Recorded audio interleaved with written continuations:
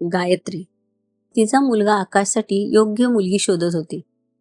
तिने सगळ्या नातेवाईकांना मित्रमैत्रिणींना सांगून टाकलं होतं. तिला एकदम चांगली मुलगी हवी होती. ती नेहमीच तिच्या नवरा अजयशी बोलत असे. जेव्हा आपल्या घरात सुनेचं पाऊल पडेल तेव्हा आपलं घर किती आनंदी होईल. आपल्या आकाशसाठी मी सर्वात चांगली मुलगी शोधणार आहे. गायत्री आकाशलाही वारंवार विचारायची, तुला कशी जोडीदार हवी आहे? आकाश हसत म्हणायचा, अगं आई, अजून कुठे, मला अजून खूप काही करायचे. गायत्रीने कधीच कल्पना केली नव्हती की एक दिवस आकाश अचानक म्हणेल, आई, मी माझ्या पसंतीची मुलगी निवडली आहे. हे ऐकून गायत्रीला मोठा धक्का बसला. संध्याकाळी ती एकटीच बाल्कनीत विचारमग्न बसली होती. तेवढ्यात अजय आला. त्याने आवाज दिला, पण गायत्रीचे लक्ष नव्हते. त्याने हाताने तिला हलवत विचारलं, काय झालं गायत्री, इतकी शांत का आहेस? गायत्री म्हणाली, सकाळी आकाश म्हणाला, आई, तुला मुलगी पाहायची गरज नाही, मी मुलगी निवडली आहे.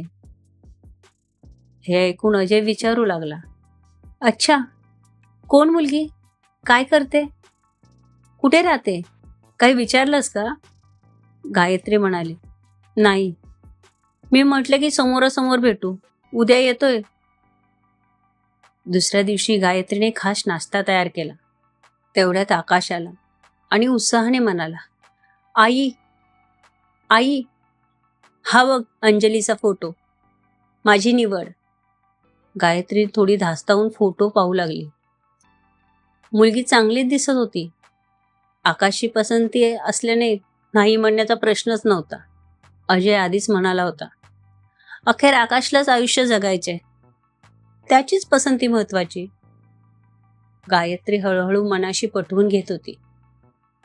आकाशने उत्सुकतेने विचारलं, कशी वाटली मुलगी?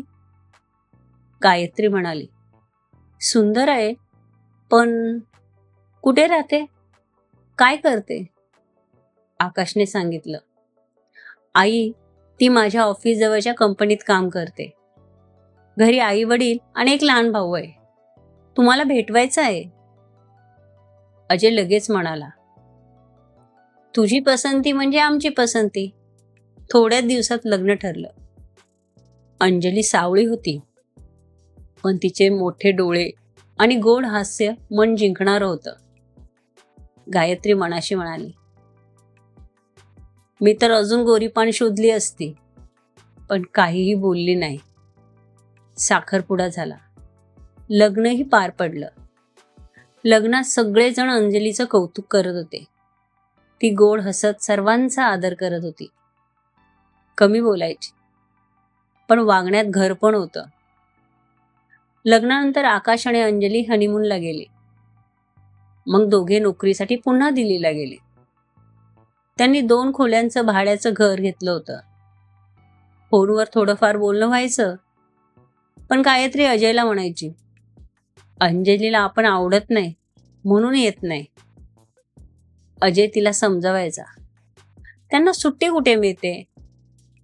एकदा आकाशने फोनवर सांगितलं, आई बाबा, तुम्ही काही दिवस आमच्याकडे या.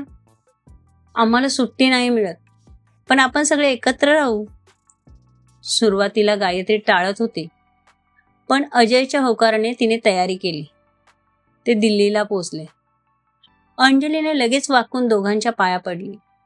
चहा नाश्ता आणला. गायत्रीच्या मनात हळूहळू गोड भावना निर्माण होऊ लागल्या. पुढच्या काही दिवसात गायत्री अंजलीच्या छोट्या छोट्या लक्ष देण्याच्या स्वभावाकडे बघत राहिली. तिने स्वतः आणलेला सूट अंजलीने घालून ऑफिसला जाणं, निघताना प्रेमानं आई म्हणत जवळ येणं, हे सगळं गायत्री मनात जपून ठेवत होती. ती भावूक होऊन अजयला म्हणाली, अंजलीने ज्या मायेने जवळ येऊन आई म्हटलं तेवढा मला आजवर कधीच जाणवलं नव्हतं. आपली मुलगी असती तर तीही अशीच वागली असती.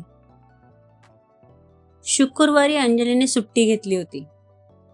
3 दिवस आपण सगळे फिरायला जाऊ असं अंजलीने ठरवलं. फिरायला जाताना जिथे उतार चढाव असायचे, अंजली लगेच गायत्रीचा हात धरून चालायची.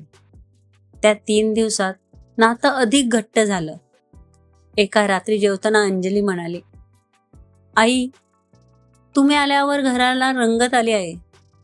खरं तर तुम्ही कायम आमच्यासोबतच राहा. आम्ही तुमचं अधिक चांगलं लक्ष ठेवू शकू. हे ऐकून गायत्री भावूक झाली. तिने अंजलीचा हात हातात घेत म्हणाली, बेटा, अजय भाग्यवान आहे. त्याला अशी चांगली पत्नी मिळाली. मी सुद्धा इतकी चांगली मुलगी शोधू शकले नसते. हे ऐकून अंजलीने गायत्रीला मिठीच मारली आणि म्हणाली, आई, मीही नशीबवान आहे. मला असं कुटुंब मिळालं. खरं म्हणजे त्या दिवशी प्रेम आणि आपलेपणाच्या धाग्यांनी मनाची दोर हृदयापर्यंत पोहोचली होती. समजूतदारपणाने आणि प्रेमाने नातं अधिक घट्ट झालं होतं.